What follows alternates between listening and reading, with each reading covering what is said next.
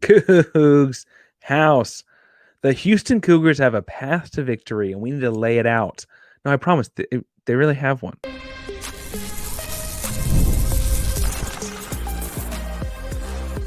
You are Locked On Cougs, your daily podcast on the Houston Cougars, part of the Locked On Podcast Network, your team every day.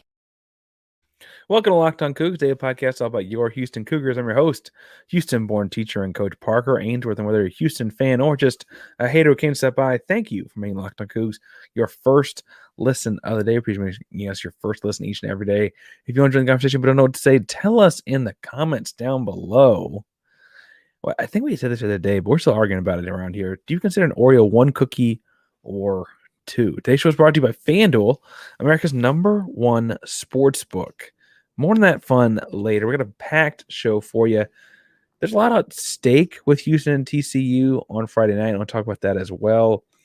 I want to talk some about Houston and the quarterback play and what to expect, because it's kind of a roller coaster ride and you never really know what to expect, but I think we have a pretty good idea. But first and foremost, I want to power through whatever illness I've got going on these days to tell you a little bit about the keys to victory for the Houston Cougars. Yes, there are some keys to victory. There's a path to victory. I think we've got to get into it a little bit. The first thing Houston's got to do is establish the run. When Houston's been their best on offense, they're running the football.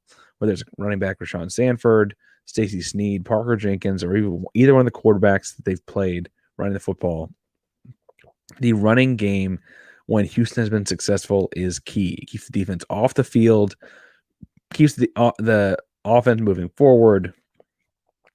Frankly, the offensive line's gotten better at the zone scheme. We've outlined a couple different times this year throughout the season. I want to look at TCU this year, right? They've got up a lot of yards on the ground, 175 yards per game on the ground. When you shorten the list of games to just FBS opponents and take out LIU, TCU is giving up over 200 yards per game on the ground to FBS opponents. The game plan in this is UCF when RJ Harvey hits 180 yards, KJ Jefferson gets 9 rushes for 46 yards. They're in the ball 54 times in 76 plays, had a big come from behind win even while they ran the football. More embarrassingly for TCU, SMU beat them running the ball 42 times for 238 yards. They got a 41 yards rushing out of the quarterback. And so you see teams that run the ball well can beat TCU if they do it over and over and over again. The key is to stick with it. You can wear down a Sonny Dykes team by running the ball over and over and over again. The other part of that equation, the second thing they have to do to win the game, is win the turnover battle. Houston is -6 in turnover margin this season. That means they've turned the ball over 6 more times than they've gotten turnovers forced. That's 121st in the nation. That's bad. Now, that number in itself doesn't count failed fourth downs or missed field goals or anything. Houston's got to find a way to take care of the football, not throw dumb picks, right? Not underthrow fade routes, not cough it up inside the 10-yard line. Hold on to the football. Let's find a way to contain. The third thing they got to do is they got to find a way to contain Jack Bech. I've been saying his name wrong a week, but apparently it's Jack Bech, and he is really good. He's a wide receiver on pace for over 1,900 yards this season. He is the guy at TCU, future pro, 6'2", long arms. He has 6 touchdowns in 4 games. He's the go-to target, #1 option on everything they do. You got to bracket him high-low. You got to mug him at the line. You got to take care of Jack Bech. Fourth thing they got to do is they got to get after the passer before the ball gets out to Jack Bech by getting after Josh Hoover with the passer. Now, new quarterback Josh Hoover is having a very strong year passing the football, in large part because he's throwing it to Jack Bech. But Hoover's got 1,775 yards this season. That's a lot, to say the least. But he has a lot of passing yards this season. But when you watch him, he really needs like a platform to launch the football more than 10 or 15 yards downfield, right? And so if you can get after him, cloud that space, You kind of limit the big plays. TCU wants to make big plays. Getting in his grill and kind of shutting that off would be big. I think Houston should be able to do it with 4, and watching the offensive line play from TCU thus far, but I wouldn't guarantee it. They may end up sending a 5th, like a dog type stuff throughout the game. But generally speaking, if you can get Josh Hoover off of his like platform, or make him throw on the move, or make him reset, or rush the reset afterwards, or whatever, you'll have a much more successful day. And frankly, he kind of uses he needs a lot of space to get the ball off cleanly. So making sure you get after him is going to be important. The pass rush gets after John Hoover with 4. The 5th thing Houston's got to do is find some way to take the crowd out of it. Now, it's a Friday night football game, a Friday night college football game, believe it or not. And the Big 12 is going to this. There's a couple games everybody plays every year now, in which you've got to play a Friday night game or a Thursday night game or whatever. I think the short week could help Houston, because I think in a game planning perspective, honestly, the things Houston does well, like running the football, could play into their hand this week. The other thing with a short week is that it means that playing on Friday night, I should say not short week, playing on a Friday night in Texas is interesting. High school football culture is just different here. And, and talking to people at Frogs of War, and talking to Steven Simcox at Locked on Horned Frogs this week, and things like that, it sounds like a lot of that small town or community that's like, I'm not leaving my high school Friday night lights football game. That's what we do every Friday, right? A lot of those people in, western half of DFW and greater area than that end up being TCU people. And so I don't think, we're going to tell you a little bit about game time later. Tickets look pretty reasonable, and it looks like it's not that crazy to get in, and a lot of them are available. I bet this stadium is not very full for a number of reasons, and I think that actually plays into Houston's advantage, right? They're playing this Friday night weird game. They're not wasting a home game on it. They're frankly wasting a game in a crowd that is going to be fairly high school football focused this Friday, especially when you look at like how bad TCU is at 3-2 with a couple of questionably close wins, right? And so I just wonder, I wonder how much that crowd they've got to take out of it. Sorry about that. How much that crowd they've got to take out of that. But I think if they can take the crowd out and make a big play early, special teams kind of conversion, maybe force a turnover or something. I mean, people in Fort Worth, I don't know if Billy Bob's or whatever is the thing to go do anymore. It was once upon a time. There are other things to do that people are more accustomed to doing on a Friday night. And like I said, it's the high school football scene. It's all of it. I wonder how full this one is. I could be wrong. I'm open to being wrong, but I think that could play into Houston's favor along the way here, and where it could feel more like a neutral site game than a road game. And Houston's got to take advantage. They just do.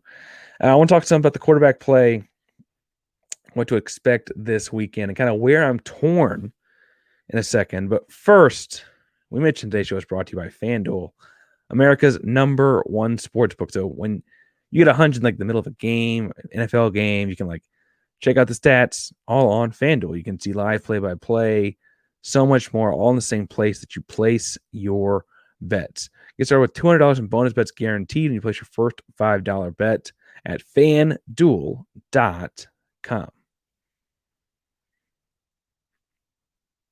Parker Ainsworth, Locked On Cougs here, breaking down the path to victory for Houston against TCU. And obviously, for a team that scored no points in 2 weeks, last 2 games, it's going to have to start with scoring. I've never seen a team win 0 to negative anything. So I think they'd score. Hot take alert there. But I do think they had to score, and I think they're going to score. And I think the truth is that the quarterback play has to be better, but it doesn't have to be that much different. And by that, I mean like limiting the turnovers in itself.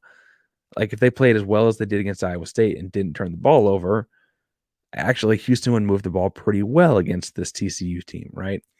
Now, as far as what the rotation and playbook look like for this group, I'm kind of torn and lost in a bunch of different directions, lost in a bunch of different ways. I assume I should open with this. I assume the rotation is still Zeon and Donovan. Zeon Chris transferred from Louisiana. Donovan Smith transferred a year before from Texas Tech. We have not seen or heard any indication that ULA, the third string quarterback, is making headway into getting his name into this race. We talked to Martin over the week. Martin seemed pretty impressed from Oye when he was there. Said he makes really crisp throws. He's just, when you're not very big, playing behind the big offensive line can be hard. And it can be hard to make second and third reads and stuff like that and whatever. But he says he throws a great ball in T-shirts and shorts. And that maybe that's the move, right? This week, I think the move's got to be the running game, including the quarterback. And that's kind of where, assuming that the situation is that it's either Donovan Smith or Zeon Chris, I'm not sure what the answer is. Honestly, they've both had down years. There's not like either one of them that's like, oh, it's got to clearly be that guy. A lot of the move for Zeon has been people saying, well, he's at least younger, so he'll develop over time and he'll be here longer and all of that stuff. And that's maybe fair from a macro perspective or a big picture perspective. But also, call me crazy, I'd kind of like to win this week.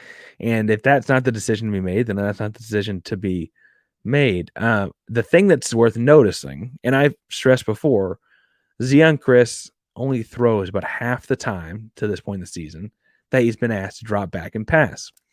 He's also only been asked to drop back and pass a handful of times out of all the series he's been in the football game. And that's worrisome, right? TCU is a kind of defense that you're going to get good running lanes for the quarterback if you want them, and Zeon could exploit those. But if he's in the game and they know he's not going to pass, they are going to pack the box like everyone else. So you probably need to have some sort of actual pass game concepts for him that he can comfortably execute instead of making one read and ditching, right? If you can't get to that, I do kind of think you still play Donovan, but here's the flip side on that.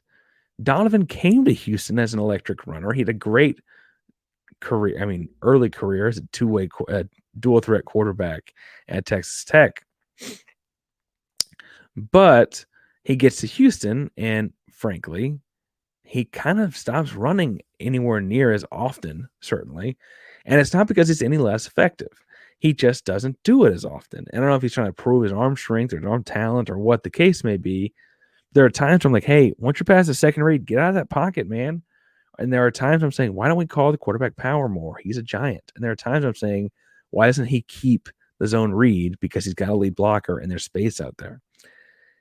If it's going to be Donovan that gets more snaps than Zeon Chris, much like they got to let Zeon throw the ball, they've got to run Donovan. And Donovan's coming off of a labrum surgery. And so maybe they don't want to do that for that reason. Whatever the case may be, I think there are paths to victory here with either quarterback, but they're not really outside of their skill sets, but they do need to kind of alter what they've been doing. Either when Donovan's in the game, you've got to run him a little bit more, or conversely, when Zeon's in the game, he's got to have a chance to really throw the football and expand and stress the defense, right? Now, it'd be great if it turned into a 65-yard bomb or whatever it was he threw at Louisiana last year, right? Zeon, for those that don't know, did have the pass last year in college football of any level. That was the farthest distance traveled in the air. He has the arm strength. I guess it sounds like they're questioning where he can put it in space or windows. Or I don't know. Maybe they're just trying to take advantage of the fact that he's such a great athlete and use his legs. I really don't know. But I do think that we should expect to see both. They really went with alternating series last time. And people that listen to Locked On Coogs Daily remember last week I said I assumed to be 2 Donovan series to every 1 Zeon series, kind of a 2-to-1 kind of ratio, because then the starter can kind of get in a rhythm. And they've chosen him as the starter. You kind of think that they trust him. Going back and forth every series feels wrong. I wonder if they're going to go back and forth every series till one scores a touchdown, and then kind of go from there and see what worked and what didn't. I think Houston scores touchdowns this week, plural. What I don't know I go back and forth in the plural. I think they get down the red zone a lot. How about that? I think my official prediction earlier this week was like 18-14 or 18-17, a handful of field goals and touchdown for Houston. I've kind of been wavering to I might get to 2 field goals and 2 touchdowns for Houston, so it'd be 20-17. Anyway, that's kind of where I'm at on this, and I think that Houston's going to have opportunities to score. The biggest thing is whoever the quarterback is, Zeon, Donovan, Uwe, Manjack taking the direct snap, whatever the case is, they've got to possess and hold on to the football. I had the opportunity to work with some great high school coaches when I was in my 9 years of high school football coaching, and one very good defensive-based coach. His entire opening to the season mantra spiel to the defense was, the issue is the ball. Everything we do has to be about the ball. We have eyes on the ball. We poke at the ball. We tackle the ball. We do all those kinds of things, right? Weirdly, I feel that way about the offense right now. The issue is the ball. Whoever the quarterback is has to value, possess, complete, secure the ball. It's all like I know it sounds simple. It sounds like bad analysis. Of course, a team that turns it over less is going to win the game. Parker, like, you idiot. That's they're not saying anything revolutionary. But had they had, one less turnover or not had a safety against Oklahoma, had they had, honestly, less turnovers against Iowa State, right? It was 10, so it was 3-0, big play, sets Iowa State up for a touchdown. 3 plays later, Houston fumbles. If they don't fumble, they just drive down the field and score. It's still a 1-score game in the fourth. Who knows what happens? You're at home. Iowa State's looking kind of flimsy. I don't know. Like those kinds of moments, turning the ball over, lead to big deals. I think I saw somewhere that every Houston turnover turned into points on the other end of the field this year. I don't quote me on that. I saw that somewhere, and I wish I could remember where it came from because I like to credit my sources. I can't remember who it was. But that's pretty damning for this offense, right? If you're turning the ball over and then essentially giving up points every time. And I include returning special teams in that punt return kick return. But like the Makai Muse not catching it, trying to let it one hop, even if it didn't touch him against Oklahoma, right? But that's where this comes down to, is keeping the ball in your hands. Whoever the quarterback gets has to be able to do both things, run and pass. And I think really that's all it's going to take. Now, this game does have big stakes on the line, and I don't want to move too far or get too close to game time without thinking about that. But before we get there, I want to stress that today's show is brought to you by Game Time, best place to download and buy tickets. And I got to say, you can get into this game in the lower bowl for like in the $40 range. If you are close enough to get to Fort Worth, you can get to TCU and watch this game for a fairly reasonable price. Now, that's at the time of this recording, so obviously things could change some, but they got all kinds of great deals, last-minute flash deals, zone deals, etc. You can have all-in pricing, so you don't get tricked by any last-minute fees or anything like that. You see exactly what you're going to pay. I like the game day lowest price guarantee, because if you find the same section in a row cheaper somewhere else, they credit you back 110% of the difference between those tickets. Take the guesswork out of buying tickets with Game Time. Download the Game Time app today, create an account, and use code LOCKEDONCollege for $20 off your first purchase. Terms apply. Again, create an account and redeem code LOCKEDONCollege, LOCKEDONCOLLEGE for $20 off. Download Game Time today. What time is it? Game Time. Parker Angel, Locked on Coogs here, breaking down Houston at TCU this Friday night. Friday night lights in what is Fort Worth? Is it Cowtown? What do you call that? I don't know. Sure. The Horned Frogs, Cougs. And I want to talk a little bit about what's at stake in this game.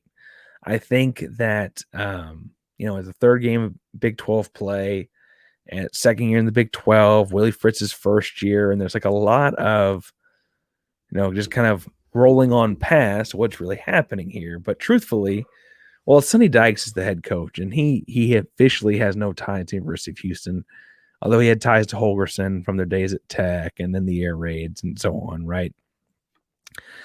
There are a lot of very familiar faces to Houston on the TCU sideline. Kendall Briles, Malcolm Kelly, AJ Ricker, Doug Meacham, Ryan Dorchester, even down to like recruiting staff like Raj Murdy. You have a lot of names over there of guys that were impactful in the Houston program through some of their best years, if we're being really honest. And then ultimately, you also have defensive analyst Dana Holgorsen. Now, in talking about Steve Simcox, Locked On Horned Frogs, and the Frogs of War content people, they both feel like Dana's just doing like little work here, little work there. I'm sure he's doing a lot of work this week to try to make sure that they beat Houston. Why wouldn't he? I'm sure he'd do the same thing for West Virginia as well. However, I would imagine, anyway, that he's doing a lot of work for them to beat Houston.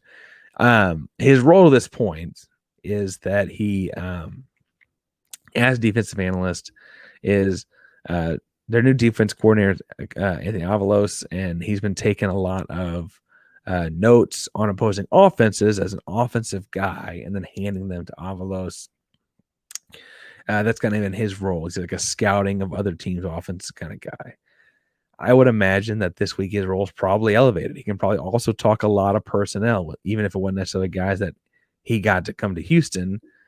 It might be guys that he remembers recruiting to Houston once upon a time or because they grew up in the area and whatever. Anyways, Dana's going to be working to win this football game in a way that we saw him, how much more crisp Houston looked last year against West Virginia. I'd imagine it's kind of the same sort of vibe. And it's not that if they lose to TCU, it's like they made the wrong call. I don't think it's quite that high of stakes.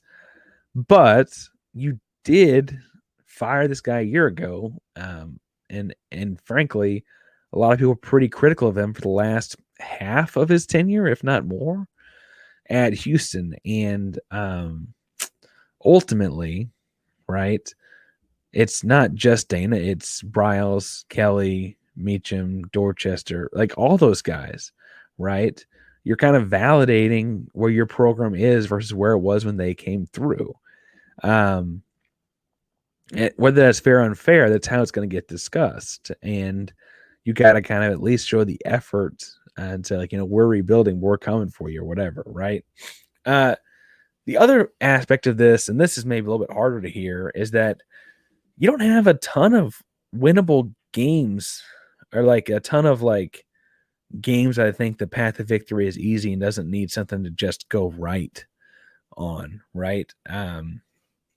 Like there'll be ways to beat Utah, but it's also going to require Utah making some mistakes. There'll be ways to beat Kansas State, but it's also going to require Kansas State making some mistakes. I don't know how many games you have left like this one where I don't know that Houston needs TCU to make a bunch of mistakes so much as they just have to not make a whole bunch themselves. And that puts the ball in your court, makes it a lot more under your control. I was imagining right now, Baylor looks kind of like that. Kansas looks kind of like that. And that's really it, right? Everyone else you play, you can still beat. It's a Big 12 conference. It's a weird conference. Everyone can beat everyone. But to beat them, you're going to kind of need something to go right, except for this week. And I think that you need to take advantage of that and play a good game of football ahead of that, right? Now, I get it. I'm going to talk myself into a win every Friday. You guys call me crazy. There have been weeks where, like, the Oklahoma week will be like, oh, man, Parker was almost right. And I was only been right one time this year. I was only right 4 times last year.